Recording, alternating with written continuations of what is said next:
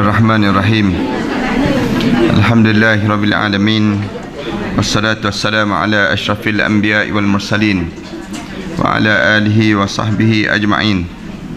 Subhanaka la ilma lana illa ma 'allamtana innaka antal alimul hakim. Rabbi shrah li sadri wa yassir li amri wahlul 'uqdatam min lisani yafqahu qawli. Rabbi yassir wa la tu'assir wa tammim bil khair, amma ba'd. Para hadirin yang dirahmati sekalian, alhamdulillah kita syukur pada Allah kerana kita masih lagi diberi kesempatan oleh Allah untuk kita meneruskan pengajian kita mengenai di antara kelebihan orang-orang fakir ataupun orang-orang yang susah. Kita duduk pagi ni pun nampak susah sikit lah. Tapi walaupun sekalipun ada kelebihan di mana kita lagi rapat, lagi dekat di antara satu sama lain.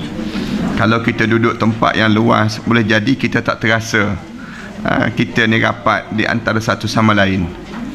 Walaupun sekalipun pada pagi ni kita sambung tentang mengenai perbincangan kita mengenai kelebihan orang-orang miskin ini, kelebihan orang-orang yang susah ini, di mana walaupun dia susah tetapi dia ada benda hikmah di sebalik kesusahan itu.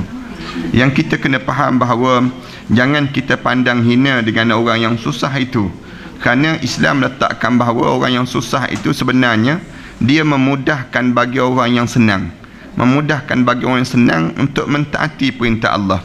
Di mana orang yang Allah bagi kelebihan di sudut harta benda yang banyak, kalaulah tidak ada orang yang susah, siapa yang mereka nak keluarkan zakat pada siapa, dan mereka nak tolong pada siapa? Sebab cuba kita duduk kawasan orang yang senang semua, kita nak mengunjuk pun kita rasa segan.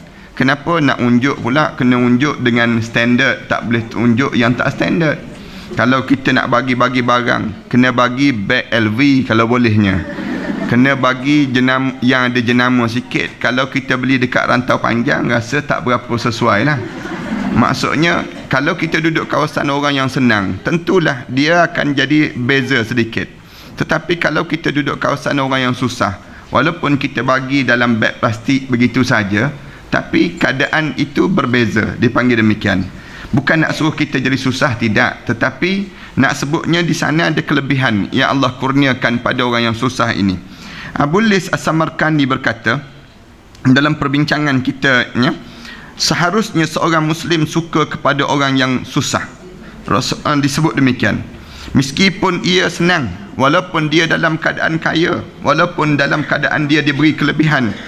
Sebab cinta kepada orang yang susah itu bererti cinta kepada Rasulullah sallallahu alaihi wasallam. Gambaran juga Allah menyuruh Rasulullah sallallahu alaihi wasallam supaya cinta kepada orang-orang yang fakir miskin itu.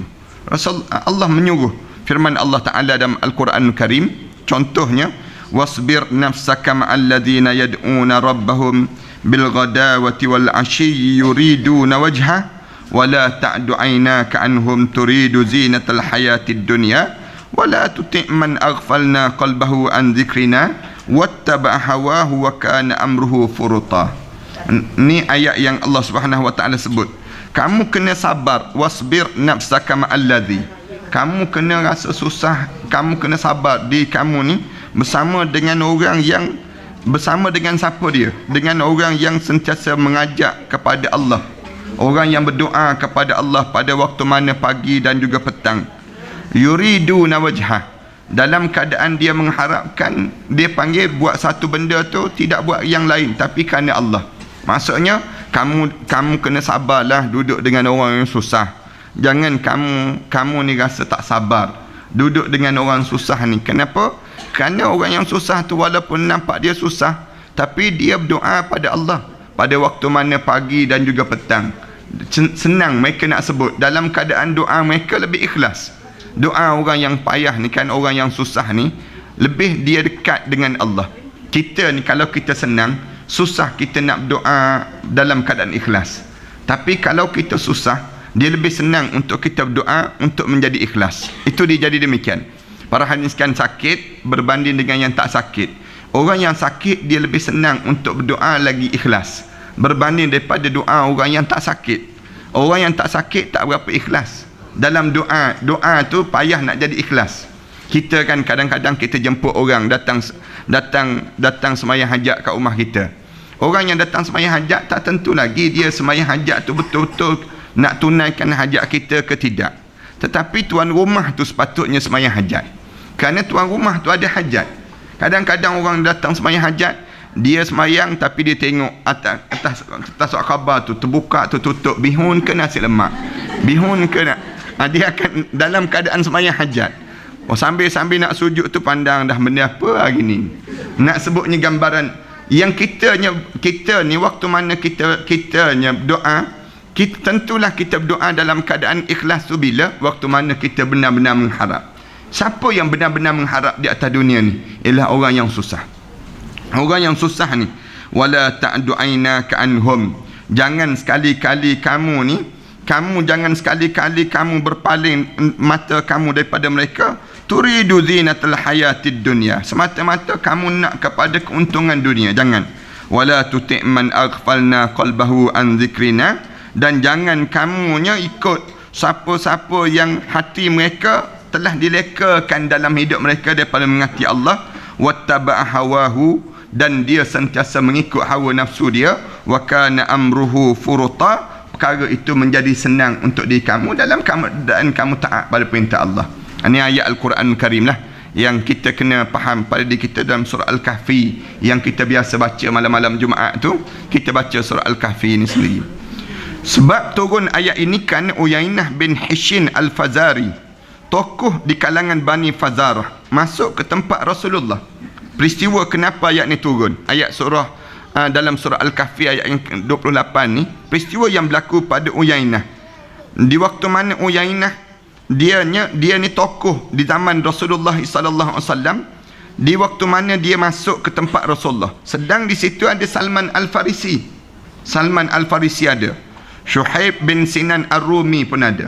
Suhaib Ar-Rumi dipanggil, yang datang daripada Rom, sahabat Rasulullah sallallahu alaihi wasallam yang datang daripada Rom pun sama. Bilal bin Habsyi pun ada, dan lain-lain daripada akhukum du'afa, di kalangan orang-orang yang tak ternama. Yang dia ni ternama, pembesar, kira-kiranya yang dia ni Uyainah bin Hishin ni di antara orang yang VVIP lah, senang ceritanya. Orang-orang yang ternama zaman Rasulullah SAW. Mereka dengan pakaian buruk. Sahabat-sahabat ni pakaian tak adalah jenama pada krokodil ke, jenama John Master ke, jenama-jenama yang hebat tak ada. Pakaian tak ada jenama dipanggil. Beli di pasar malam je, senang ceritanya. Nak sebutnya, dan berbau peluh mereka. Ialah orang yang susah. Mana ada perfume? Tak ada perfume dianya.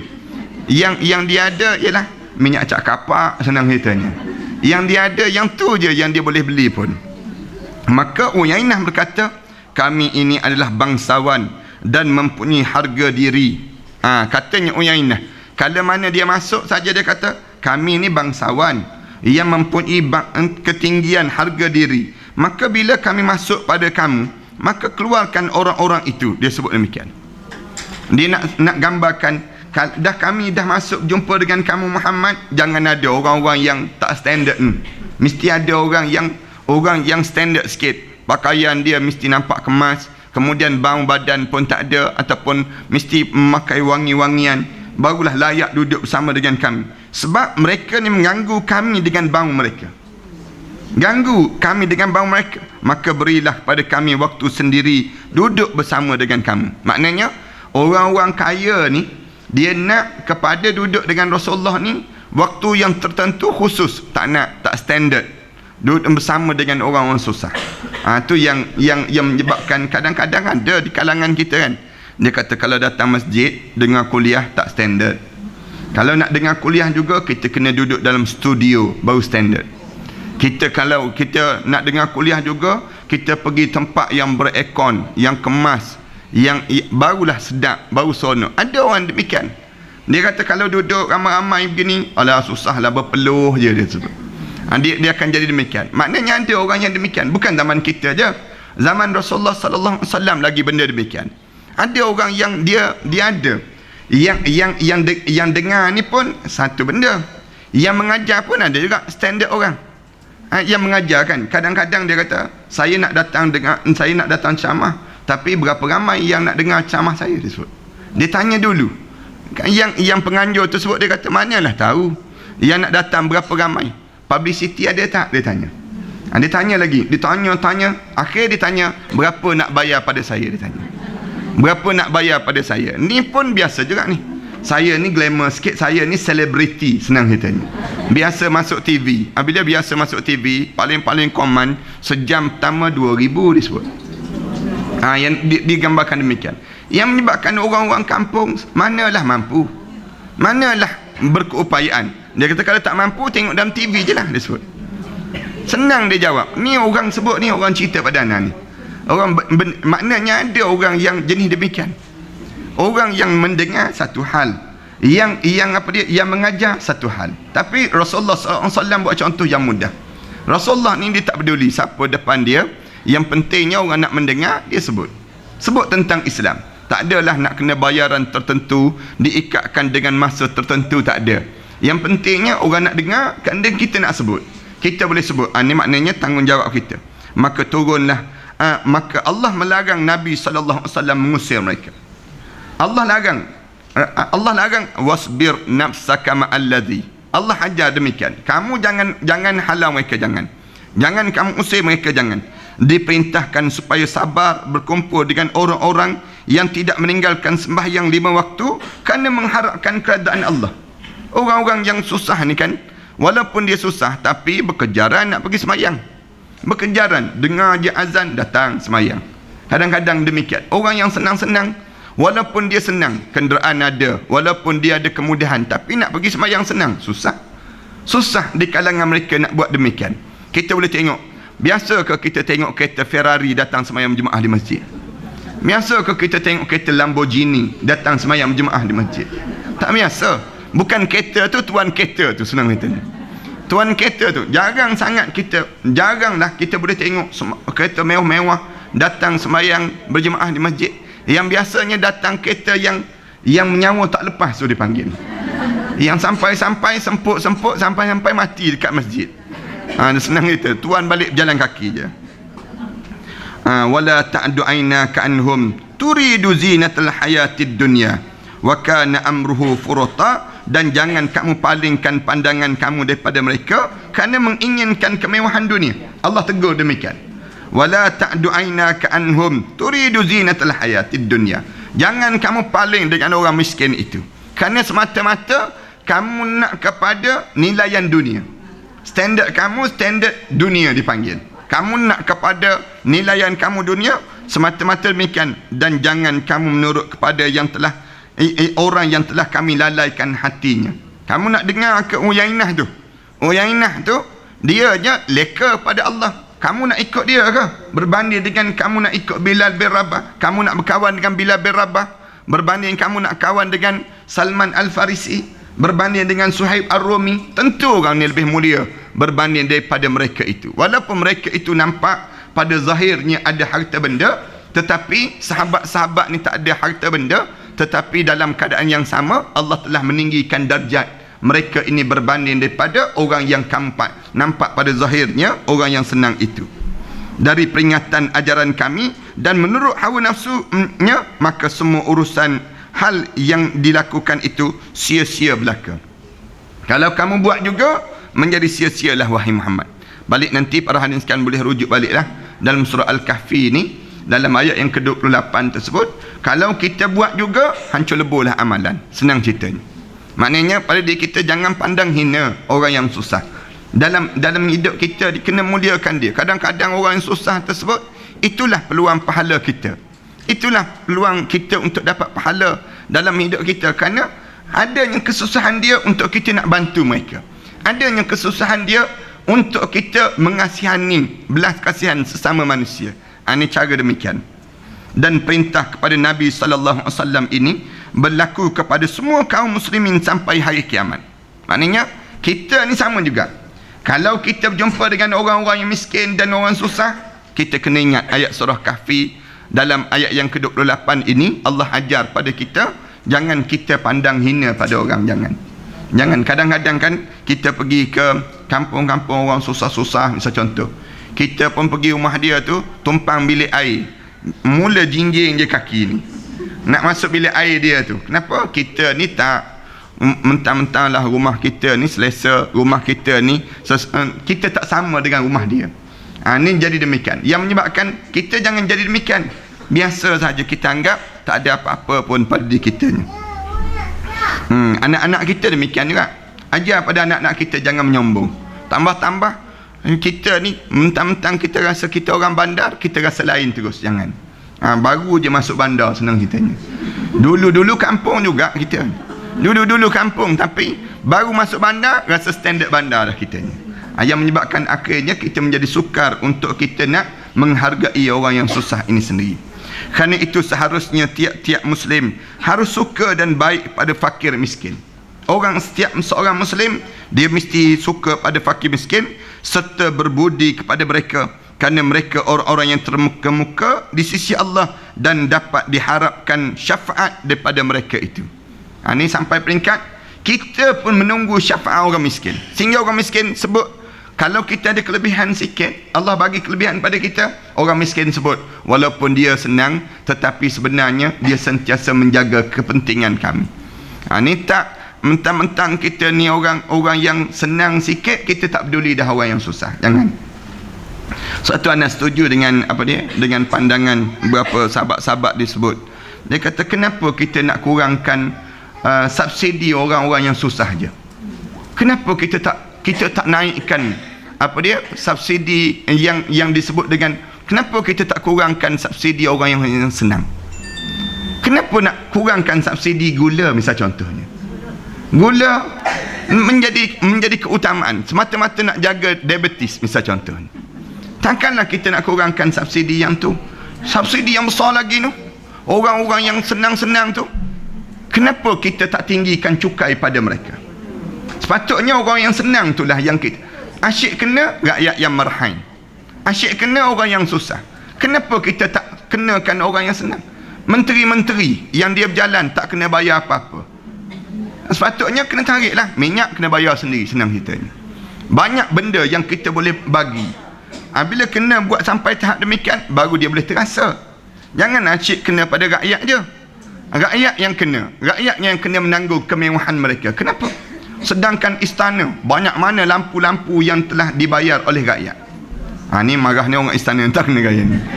Nak sebutnya betapa banyaknya kitanya terpaksa menanggung yang kemewahan mereka. Kenapa? Sedangkan nak buat jejantas ke istana tu, cuba tengok berapa dah kos harga yang perlu dibayar. Dan jalan raya rakyat misal contohnya, maknanya jangan kita fikir kita je yang rakyat terpaksa tanggung kita pun di waktu mana orang yang atasan dia kena rasai keperitan orang bawahan. Cakap banyak kan kita kena gam kan dalam dunia sekarang. Tegur. Kita sebut. Nanti kita yang kena pula. Lepas tu tak dipanggil lah. TV tak boleh panggil. Kenapa? Bahaya. Al-Hasan berkata, Nabi SAW bersabda. Al-Hasan disebut, Rasulullah SAW bersabda, yu'ta bil abdi yawmal qiyamah faya'tadirullahu ilaihi kama ya'tadir rajulu ila rajul fid dunya fayaqulu jalla sultanuh wa azamu sya'nuh wa izzati wa jalali ma zawaitu dunya anka lihawanika alayya walakin lima a'dadtu laka minal karamah wal fadilati ukhruj ya ibadi ila hadhihi sufuf wanzur man at'amaka fi aw kasaka fiyya yuridu bidzalika wajhi fakhudh biyadihi fahuwa laka wan nas yawma idzin qad aljamahum al-arqu fayataqallal sufuf wa yanzuru man fa'ala dhalika bihi fayakhudhu biyadihi fayudkhiluhul jannah.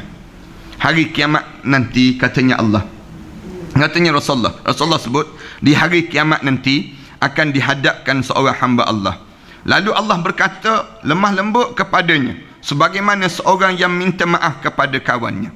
Allah bercakap dengan dia, fayatazirullahu ilaih. Allah ni bercakap dengan lemah lembut pada diri dia. Maknanya ada orang yang berdiri seorang-seorang di hadapan Allah, dalam keadaan Allah ni bercakap pada diri dia nya cara yang cukup lemah lembut pada diri dia. Kemudian sebagaimana orang yang minta maaf pada kawan dia, kama ya'tazir rajul ila rajul fid dunya, macam kita ni nak minta maaf dengan orang. Macam mana? Lemah lembut kan? Mana ada kita minta maaf, maaf saya, orang sebut demikian? Tak ada. Kita berjumpa dengan orang, kita sebut maafkanlah saya ya. Bahasa kita tu lain, lunak bahasa. Allah kan kadang-kadang kita jumpa dengan doktor kan, ada doktor yang dia lemah lembut je, sabar ya, sikit je, sikit nak cucuk jarum ni, sikit, kita pun sabar boleh tahan kerana lemah lembut doktor tadi. Cuba doktor tu kasar, rasa padan muka, misal contohnya, rasa nak melayang je tangan, tak kena gaya ni. Kalau doktor guna bahasa yang kasar kan, Allah ada satu saat di waktu mana di hari kiamat, waktu mana Allah garang, tapi dengan orang ni Allah tak garang. Allah lemah lembut dengan dia, cakap lemah lembut dengan dia. Maka Allah sebut pada dia, Allah sebut pada dia apa dia? Fayaqulu jalla sultanu, Allah bercakap, demi kemuliaan dan kebesaran aku, wa azamu sya'nuh, segala kehebatan yang ada pada diri aku, wa izzati wa jalali, Allah sebut segala yang disebut dengan kemuliaan dan ketinggian yang ada pada diri aku. Ma zawaitud dunya anka, katanya Allah sebut pada dia, aku tidak akan membuang dunia daripada kamu kerana hinanya kamu pada pandangan aku. Aku tak akan jauhkan kamu. Alayya walakin lima addatu laka minal karamah, tapi aku sediakan untuk kamu kemuliaan dan kurniaan yang tinggi. Wal fadilah, aku tinggikan pada diri kamu. Ukhruj, keluarlah kamu ke barisan dan lihatlah siapa yang dahulu pernah kamu memberi makanan ataupun pakaian kamu dengan ikhlas kerana aku. Sekarang Allah kata, wahai hamba aku, kamu keluar sekarang, kamu tengok orang-orang yang pernah kamu santuni di atas dunia dahulu, orang-orang yang kamu biayai di atas dunia dahulu, orang-orang yang pernah kamu kesian belas pada dunia dahulu, kamu tengok sekarang orang-orang tu sedang berbaris dalam keadaan penuh kemuliaan. Kerana apa dia? Kerana kamu memuliakan mereka tersebut. Kamu bagi makan, kamu buat jamuan, kamu buat makan dan jamuan. Yuridu bidzalika wajhi, kamu buat tu semua kerana mengharapkan keredaan aku. Fakhuz biyadi, pegang tangan mereka, dan ia adalah hak kamu. Fahwalaka wan nasu yauma izin, dan berjalanlah kamu di tengah-tengah manusia yang sedang ramai tersebut, qad aljamuhul uruq, yang sedang tenggelam dalam peluhnya, lalu melihat orang-orang yang dahulu pernah berbuat baik kepadanya, lalu dipegang tangannya dan dimasukkan ke syurga Allah Subhanahu wa taala.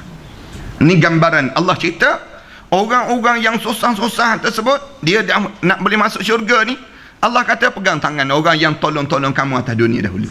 Orang yang tolong kamu di atas dunia dahulu, kamu bergerak sekarang masuk dalam syurga. Tengah-tengah orang yang sedang bergerak dalam peluh-peluh tersebut, bergerak dalam peluh-peluh, dalam keadaan yang sukar tersebut, kamu jalan masuk dalam syurga Allah Subhanahu wa taala, kerana Allah bagi kelebihan kepada orang-orang ni dan juga orang-orang yang pernah memuliakan dia tersebut. Allahu akbar. Kita boleh bayanglah kita berdiri seorang-seorang di padang mahsyar Allah. Para hadirin sekalian, tak terbayang ke dalam hidup kita ni, apabila kita berdiri seorang-seorang dalam rumah, kita rasa sayu dah. Kita berdiri seorang-seorang, kita keluar rumah, kita berdiri nak pergi ke dengar kuliah seorang-seorang, rasa sunyi je dalam kereta kita. Nak masuk kereta, kita seorang. Tapi di padang mahsyar nanti lagi teruk. Kita berdiri seorang, mata memandang, tengok mandang kita. Waktu tersebut apa benda yang kita boleh minta pertolongan, kecuali satu benda lah yang kita tolong di dunia ini. Tolonglah orang seupaya mungkin, bantulah orang walaupun dia susah macam mana sekalipun, walaupun dia suka macam mana pun, kamu penat macam mana pun, kamu tolong. Kenapa? Di waktu mana kamu tolong di dunia ini, kamu akan rehat kamu di akhirat nanti. Dia akan jadi demikian. Jangan kamu pandang hina pada orang, jangan. Setiap orang tu ada kemuliaan dan kelebihan tersendiri yang Allah kurniakan. Oleh demikian, apabila kamu tolong di dunia ini, kamu akan dapat kemudahan waktu mana kamu menghadap di hadapan Allah nanti. Itu cara yang diajar dalam hidup kita. Tambah-tambah di hadapan orang ramai. Sekarang ni pun kita rasa lain lah. Kan kita pergi majlis kenduri kahwin, pergi para hadirin sekalian, pergi majlis, tunggu pengantin baru masuk, semua mata memandang pada pengantin baru. Kan, semua mata memandang pada pengantin baru je. Cuba bayang kita di padang mahsyar nanti, kita ni menunggu kita seorang. Kenapa? Orang ramai ni tengah-tengah memandang, orang ramai tunggu. Allah kata tunggu. Kamu tengok ni seorang jalan. Diakah yang telah membantu kamu? Tengok kita berjalan seorang-seorang. Yang telah bantu kita ni orang daripada daripada Kemboja pegang tangan kita. Orang ni lah yang telah bantu aku dahulu. Orang daripada daripada Syria pegang tangan kita. Orang daripada Palestin pegang tangan kita. Kenapa? Kerana ada bahagian-bahagian kita yang telah bantu pada mereka ini sendiri. Ana semalam jumpa dengan sahabat-sahabat yang baru balik daripada Syria. Sahabat yang pergi ke Syria, dia pergi dan dia duduk dalam Syria selama lebih kurang seminggu lebih dia duduk dalam Syria. Dia beraya di Syria, beraya korban di dalam Syria tu sendiri, tempat perang. Dia kata tidur malam-malam ni, malam dalam keadaan bunyi peluru, bunyi tembakan itu biasa tiap-tiap malam. Dia kata bunyi itu biasa je. Kemudian dia kata dalam masa yang sama dia kata bom-bom ni biasa. Yang paling takut apabila bunyi jet nak terbang tu, jet terbang rendah tu, dia sekali dihempaskan bom tu, bunyi kedebom dia sebut. Yang tu je yang menggeletar. Tapi kalau bunyi tembakan tu tiap-tiap hari ni, dia kata bunyi tembakan tu, dia kata boleh minum kopi lagi, dia sebut. Boleh minum kopi lagi. Nak sebutnya suasana di Syria. Anda tanya agak-agak bila nak boleh selesai? Dia kata makan masa tahun lagi lah kot. Lambat lagi nak selesai. Sebab mujahidin tu sendiri, pententera-tentera pembebasan itu pun berkelahi sama-sama mereka lagi. Sama-sama tu pun berkelahi. Dia kata tambah-tambah masuk lagi orang luar. Orang luar masuk nak tolong perang, nak suruh jatuhkan Bashar Assad. Bila masuk orang luar ni, dia buat cara dia sendiri. Dia buat cara yang menyebabkan akhirnya kesensaraan pada rakyat Syria itu sendiri. Allahu Akbar. Tolonglah kita pakat-pakat, tolonglah keadaan umat Islam dipanggil. Al-Hasan berkata, Nabi SAW bersabda, aksiru ma'rifatal fuqara wattakhidhu indahumul ayadi fa inna lahum daulah. Qalu ya Rasulullah wa ma daulatuhum? Qala idza kana yaumal qiyamah qila unzuru man at'amakum kisratan wa saqakum syarbatan wa kasakum thawban fakhudhu biyadihi summa amdu bihi ilal jannah. Rasulullah sallallahu alaihi wasallam sebut, perbanyakkan dalam hidup kamu ni mengenali orang-orang susah. Kamu hidup di atas dunia ni, biar kamu kenalan kamu ni orang-orang yang susah, orang-orang yang payah dalam hidup ni, dan kamu berbuat baiklah pada mereka. Rasulullah sallallahu alaihi wasallam sebut, wattaqidhu indahumul ayadi. Kamu pegang tangan-tangan mereka. Orang yang susah tu biar ada dalam senarai kamu, senarai orang yang patut dibantu. Kerana apa dia? Fa innalahumud daulah. Kerana mereka ni mempunyai negara, kata Rasulullah. Orang susah ni dia ada negara. Tu cara Rasulullah SAW sebut. Negara. Qalu ya Rasulullah wa ma daulatuhum? Sahabat-sahabat pun terkejut. Negara apa ya Rasulullah? Orang susah ada negara. Bagaimana orang yang susah ni ada negara? Orang yang dalam keadaan payah ni ada negara. Macam mana ya Rasulullah? Rasulullah SAW sebut, qala idza kana yaumal qiyamah, kerana ada negara dia di akhirat nanti. Orang-orang susah ni negara dia di akhirat nanti, kila akan disebut pada orang susah tersebut, unzuru man at'amakum. Kamu pandang pada siapa yang pernah bagi makan pada kamu. Kamu cari orang yang pernah bagi makan pada kamu, kamu tolong pada, kamu ambil tangan mereka. Man at'amakum kisratan wasaqakum syarbatan, bagi makan makanan yang mengenyangkan kamu, yang dahulu pernah bagi makanan yang menyebabkan kamu ni kenyang, ataupun yang bagi minuman pada diri kamu yang menyebabkan kamu hilang dahaga. Dia panggil, Rasulullah SAW sebut demikian.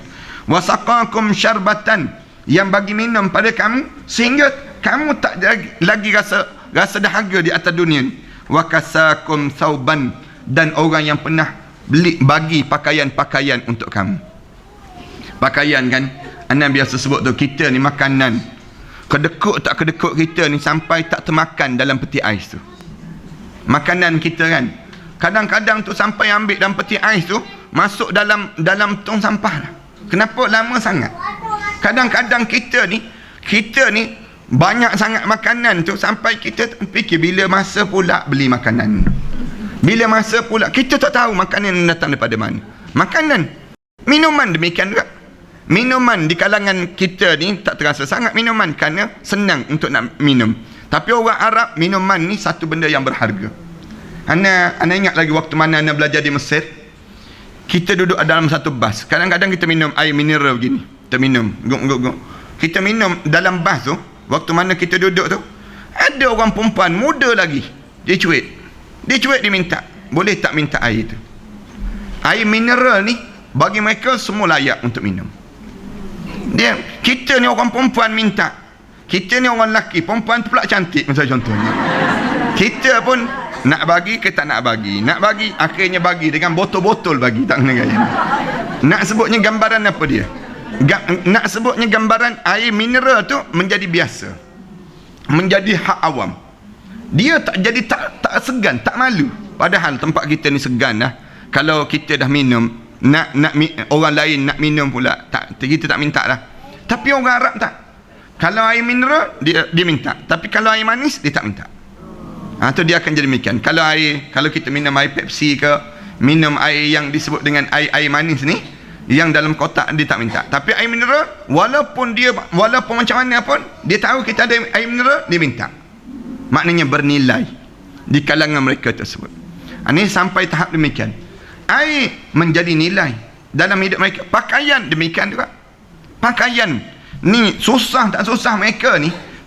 Soal khabar lama tu mereka ambil, mereka tulis di bucu-bucu yang ruang-ruang kosong. Kalau belajar dalam universiti ni, dalam universiti ni, mereka tulis catatan pensyarah-pensyarah ni, dicatat di hujung-hujung kitab ini. Penuh di kertas-kertas soal khabar tu mereka catat. Waktu mana nak periksa, kita tengok mereka buka balik kertas soal khabar sebut.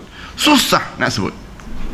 Susahnya mereka belajar. Mereka buat catatan di situ. Nak beli buku, nak beli kitab tak boleh.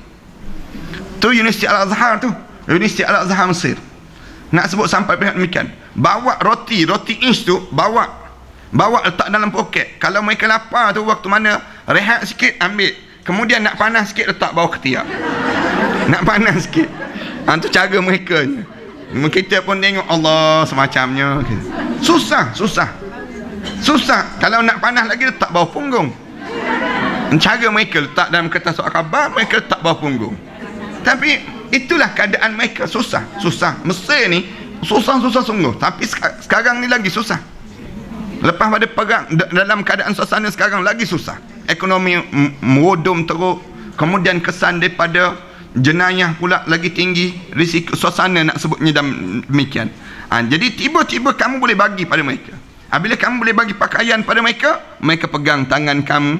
Dan waktu mana mereka pegang tangan kamu ni, ni negara mereka. Fakhudhu biyadihi summa amdu bihi ilal jannah. Kemudian mereka akan bawa kamu ke syurga Allah Subhanahu wa taala. Nak sebutnya, sebab tu Rasulullah kata, biar ramai sikit kenalan orang miskin. Dalam hidup kamu ni, kamu berkawan di atas dunia ni, biar ramai sikit orang-orang yang susah yang kamu berkawan. Kita orang susah tak naklah berkawan ramai. Nanti minta derma banyak itu sebut.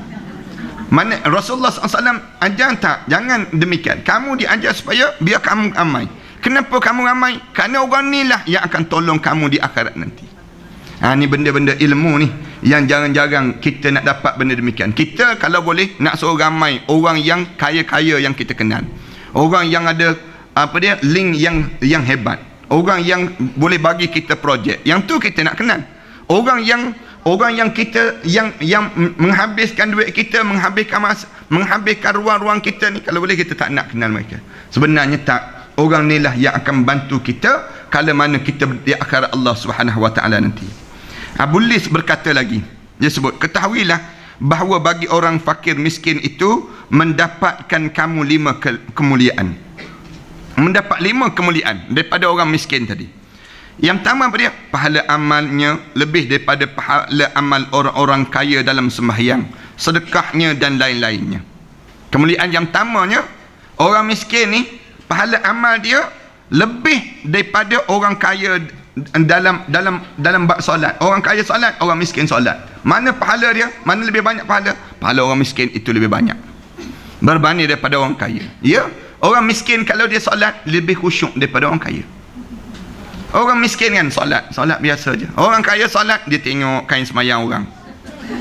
Dia memandang beli kat mana lah kain sembahyang ni. Dia dah mula dah, dia tengok baju yang dipakai sebut, baju dia cara berkedut ke tak berkedut. Dia semua dia mandang sebut. Dia mula jaga. Ni orang kaya, tapi orang miskin tak. Allahu Akbar, dia tu penuh dengan kekhusyukan. Tak ada benda lagi dia nak memandang. Orang kaya sembahyang angkat takbir Allahu Akbar, tik tik tik tik bunyi. Handphone dah berbunyi dah. Handphone dia bunyi. Orang miskin nak bunyi apa? Nak bunyi apa? Handphone pun tak ada. Dalam hidup maknanya beza. Orang kaya waktu mana bunyi tu dia teringat terus. Ni siapa pula lah telefon masa-masa begini. Khusyuk ke? Tak khusyuk dah. Contoh yang mudah. Yang kedua, jika ingin sesuatu dan tidak tercapai, dicatat baginya pahala. Tu hebatnya. Orang miskin, kalau dia nak sesuatu tapi dia tak dapat. Tengok rumah orang, pintu pagar besarnya. Rumah kita pagar pun tak ada.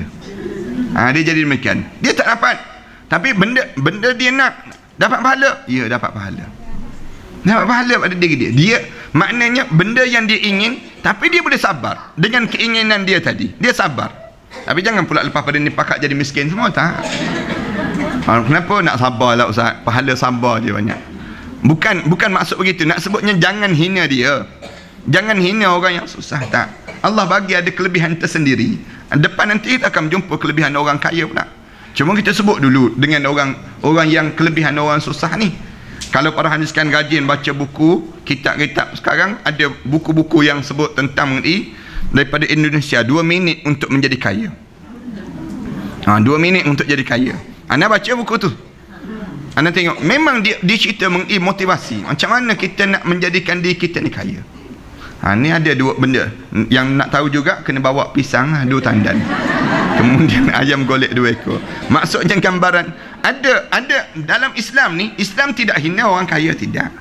Tetapi jangan orang kaya ambil kesempatan di atas kekayaan dia untuk menghina orang miskin. Maknanya saling ada kelebihan tersendiri yang Allah kurniakan. Allah bagi kelebihan, bukan Allah tak bagi kelebihan. Cuma jangan sampai peringkat kita memandang orang lain tu hina kerana kelebihan yang ada pada diri kita. Yang ketiga, orang miskin ini mereka lebih dahulu masuk dalam syurga Allah. Yalah, benda apa yang nak ditanya? Tak ada benda yang nak ditanya. Allah tanya televisyen je. Televisyen ada televisyen? Tak ada ya Allah. Habis kamu tengok apa? Tengok besen je ya Allah. Orang miskin kan, tengok besen je tiap-tiap hari ya Allah. Tidur pukul apa? Tidur awal pukul 9.30 dah tidur. Orang kaya tidur pukul apa? Tidur subuh pukul apa? Subuh. Orang kaya kan banyak nak tengok rancangan itu, rancangan ini, nak tengok lagi sampai lambat nak tidur malam. Lepas tu lambat nak tidur malam, payah nak bangun tahajud malam. Orang miskin dia tidur awal, sebab tu anak dia ramai. Tidur awal, anak ramai, bangun awal dalam hidup dia. Maknanya gambaran apa dia? Dalam yang Allah kurniakan pada diri dia, kelebihan yang tersendiri. Ana waktu mana ana dijemput pergi ceramah ke Felda Cemomoy Forum, ana rasa macam kat sempadan akhirat je rasa. Memang jauh Felda Cemomoy. Ana dengar tu Allah dekat dengan pergi ke Karak, sampai di Karak tu masuk ke jalan Kuala Pilah. Jalan tu berbelit-belit. Kemudian naik bukit, turun bukit, kemudian nak sampai tempat dia tu naik sayuk, rasa macam tak ada dah, bukan kampung dah ni. Masuk dalam hutan gelap pekat. Masuk memang jauh sungguh. Tapi di Bentung je, dalam parlimen Bentung. Tapi jauh ya Allah, kita rasa demikian. Kemudian naik, lepas tu tengok lori pula jatuh gaul kat tepi. Kita ni berdebar bukan main lagi. Tapi nak sebutnya, tengok orang kampung sonok je, tenang je. Nak sebut gambaran orang kampung, ketenangan itu ada pada mereka, walaupun dalam keadaan jauh daripada suasana bandar dan sebagainya. Anda pergi ke kampung-kampung, misal contoh anda pergi Pulau Mabul dan sebagainya, memang terkesan. Tengok orang-orang pergi ke Baling, memang terkesan. Tengok suasana kampung itu. Maknanya apa dia? Orang-orang yang kita nampak pada zahirnya tak sesibuk orang bandar. Tak sesibuk orang bandar, tapi dalam keadaan demikian hidup mereka tenang dan aman dalam kehidupan mereka. Kemudian yang keempat, kelebihan orang fakir miskin ni, dia dapat 5 kemuliaan ini. Yang keempat, hisab mereka di akhirat lebih ringan. Tak banyaklah pertanyaan Allah. Allah tanya bahagian paku berapa, dia boleh bilang paku rumah dia berapa. Dia boleh bilang. Kita kalau Allah tanya paku berapa batang kau rumah, Allah tak terkira, ya Allah. Tak terkira. Allah tanya bahagian-bahagian tertentu je, tak terjawab dah kita ni. Yang kelima, penyesalan mereka sangat kurang. Orang miskin ni jarang hidup dia penuh dengan penyesalan. Dia jadi demikian. Sedangkan orang-orang kaya ingin seperti orang fakir di akhirat nanti, orang miskin di akhirat nanti. Orang kaya ni dia nak sangat di akhirat nanti biar aku jadi mudah macam orang miskin. Kenapa? Tak banyak saya jawab. Senang untuk masuk syurga. Sedangkan orang fakir tidak ingin seperti orang yang jadi kaya raya. Orang kaya nak jadi orang miskin, tapi orang miskin tak nak dah jadi orang kaya di akhirat nanti. Dan semua keterangan ini adalah daripada keterangan daripada hadis-hadis Rasulullah sallallahu alaihi wasallam. Ini nak sebut berdasar pada hadis Rasulullah sallallahu alaihi wasallam dah. Kita berhenti setakat ni lah, insya-Allah. Mudah-mudahan kita diberi kekuatan oleh Allah. Belajar sikit-sikit tambah dalam suasana sempit macam ni. Mudah-mudahan dia diberi kebaikan dalam hidup kita dan diberi kelebihan pada kita. Panjang lagi dalam cerita bab ni, insya-Allah kita akan sambung akan datang nanti. Sallallahu alaihi wasallam Muhammad wa ala alihi wa sahbihi wasallam walhamdulillahi rabbil alamin. Minta Ustaz tolong beri nasihat. Situasinya seorang isteri masih belajar di luar negeri. Masalahnya berlaku pergaduhan dengan suaminya yang bekerja di Malaysia. Isterinya tersebut sangat marah sehingga dia ugut blok suaminya daripada meneleponnya. Kalau setelah 3 hari suaminya telah cuba mesej, cuba telefon tapi tak dilayan juga. Pergaduhan bermula dengan perkara remeh-temeh. Apa hukumnya bagi isteri tersebut yang tak layan suaminya? Oh, memang jelas lah. Maknanya dia tak boleh. Sebenarnya suami isteri ni jangan duduk jauh lebih lama sangat, jangan. Kalau duduk jauh lama sangat, dia syaitan tu cepat masuk. Syaitan ni cepat je masuk. Tapi yang hebatnya syaitan ni, dia nak suruh jangan kahwin. Kalau duduk jauh, cinta jarak jauh, tak apa. Belum kahwin, bercintalah bagai nak erak. Duduk jauh, tak apa. Seorang duduk kutub utara, seorang duduk kutub selatan, tak apa. Dia bercinta di saat bercinta. Syaitan akan hias jadi demikian. Tapi kalau dah berumah tangga, duduk jauh, bila duduk jauh, jadi masalah terus. Dia senang akan terjadi demikian. Satu. Yang keduanya, untuk suami itu dia kena banyak untuk dia tolerate, dengan bertolak ansur sikit dengan isteri dia dalam keadaan sebegini. Kenapa? Kerana tekanan itu terjadi. Tekanan akan terjadi.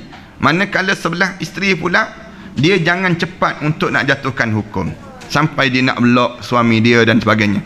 Ana biasa pesan dah di mana-mana saja pun, ana sebut kalau nak berkelahi suami isteri jangan lebih pada 3 hari 3 malam.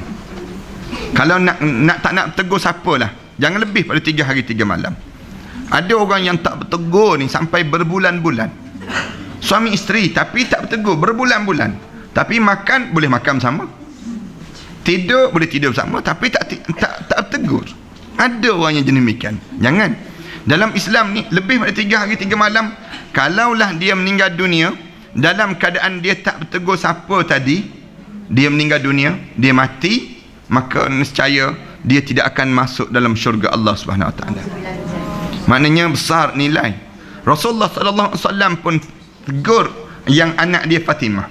Fatimah tu waktu mana dia bergurau dengan Sayyidina Ali, Sayyidina Ali terasa hati dengan suami. Terasa hati saja. Rasulullah sebut pada Fatimah, wahai Fatimah, kalau kamu meninggal dunia dalam keadaan suami kamu tak redha pada kamu, nescaya aku Muhammad Rasulullah tak akan solat jenazah kamu, wahai Fatimah. Nak sebutnya gambaran Rasulullah pun tak akan sembahyang mayat seorang isteri yang derhaka. Kita bila-bila lagi lah dalam hidup kita ni, dalam dunia kita sekarang ni, bila kita dah terlampau luas sangat dalam perjalanan kehidupan. Kita pergi ke negara itu, negara ini dan sebagainya. Maka di waktu itu kena banyak berlapang dada. Berlapang dada untuk apa dia? Untuk kitanya saling berlapang dada ni kita boleh terima keadaan sebelah suami, keadaan sebelah isteri.